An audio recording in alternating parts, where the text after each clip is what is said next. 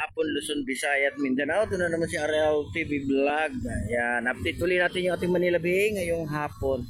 Ayan, maraming salamat po sa lahat ng mga naglinis ngayong hapon dito sa ating Manila Bay Dolomite Beach sa kahabaan ng ating Manila Bay. Ayan, thank you so much sa mga naglinis, yung ating Stereo Ranger. Kasama na po yung ating MMD. Ayan, malinis na naman dito guys. Talagang paghabagat, ang daming basura. Talagang natural na yan, di ba? Tuwing habagat yan, may dalang basura yan. Buti wala yung ating water lily. Meron man inaanod ko, kunti lang, hindi naman masyadong marami. Ayan, maraming salamat po sa lahat ng mga nagsusupport sa aking channel. Ayan, panood po kayo ng aking mga video at mag-like and share kayo. At i-share nyo na rin yung video ngayong hapon dito sa ating Manila Bay Dolomite Beach. Ayan po ang ating Manila Bay. Wala na pong nakatambak na basura, ano? Ayan, puro po lahat nakasakot. Ayan, kaya maging malinis po tayo, lalo na sa mga lugar natin, no? Sa mga area, para po pagdating ng malakas na ulan, naka-ready rin tayo, no? Sa ating mga basura, di ba? Kasi kalikasan yan, di naman natin maaawat yan, eh. Dala po ng kalikasan yan, lalo na ang basura. Ayan po ang dala niya, no? Kaya tayo ay nandito para maglinis, di ba? O, di ba, magkaisa para sa ating basura. At maraming salamat din po sa mga nag-volunteer dito sa ating Manila Bay. O, di ba, lahat po tayo ay pwede pong mag-volunteer, ano? Magkaisa po tayo para sa ating mga pasyalan. Hindi lang po dito sa area ng Manila Bay, ano? Tayong maglilinis, lahat po ng pasyalan, di ba? Lahat po ng lugar linisin natin. Ayan, may mga tao po dito sa loob ng ating Dolomite. Open po tayo, no? Ayan sila. Ayan, kukunti pa lang, no? Kasi yung ating panahon ay parang makulimlim na naman. Ayan, nakita nyo naman, no? Di ba, paghapon, dumidilim yung ating langit. So, kaninang umaga, panahon na. Ayan, di ba? Sa ating mga viewers, silent viewers, maraming salamat po sa support nyo sa aking channel. At sa lahat po ng aking mga nanonood ng aking video, short video, at sa aking live. Ayan, sa aking mga kababayan dyan sa probinsya, sa ating mga kababayan dyan sa abroad, ano, mga subscriber ko dyan sa abroad. Ayan, si Ma'am Jinway, Ma'am Lucky Rada, Ma'am Binghang.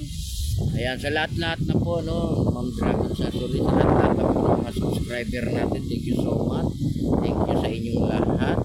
At magandang din po tayo. At lagi po tayong healthy, no, sa ating katawan. Maganda po yung nag-exercise tayo sa umaga at hapon. Tayo mag-jogging. Tayo magtakbo na, no, dito sa ating Manila Bay. Pag wala pong ulan, maganda po magtakbo dito. So, ito po yung pinapakita ko na yung ating Manila Bay. Ayan, malinis na siya kasi marami po nga naglilinis, lalo na sa umaga, no? Kasama na yung ating nagbo-volunteer, di ba? Nung nakaraan may nag-volunteer. Kanina rin meron din, no? May nag-volunteer na naman dito sa ating Dolomite. Pwede rin po kayong maglinis, guys. Kasama po kayo, mas maganda, mas marami. Tayo sama-sama maglilinis.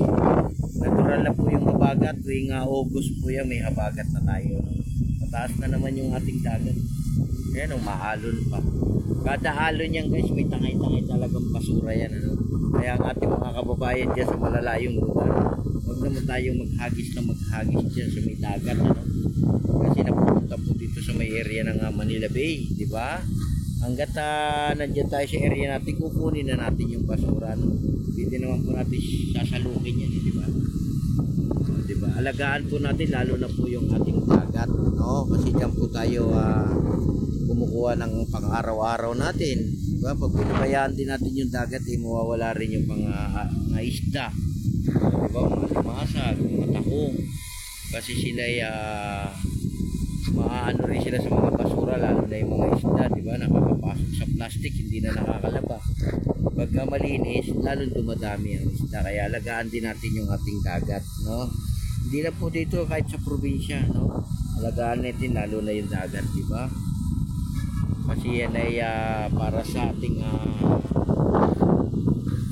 sa ating lahat yan, ano, na tayo makalanghap sa umaga, diba? Mawala yung ating mga karamdaman. O, dito po tayo sa dagat pupunta, diba?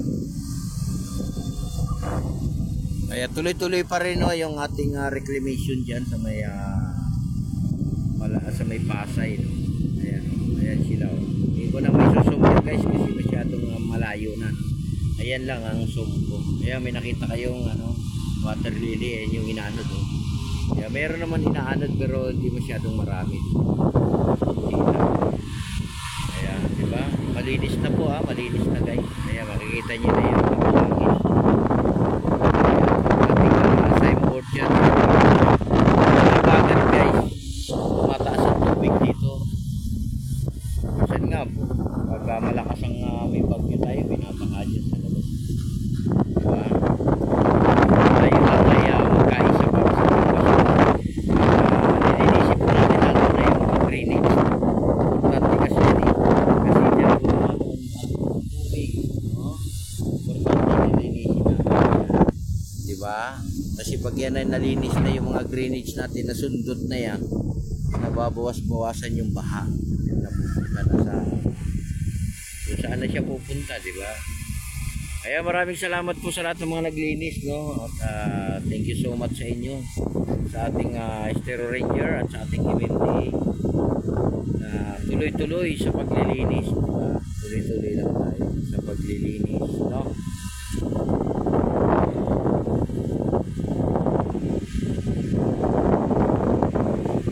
Kaya kukunti pa yung tao, no, kasi maaga pa naman eh.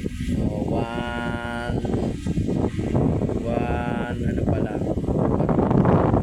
1:36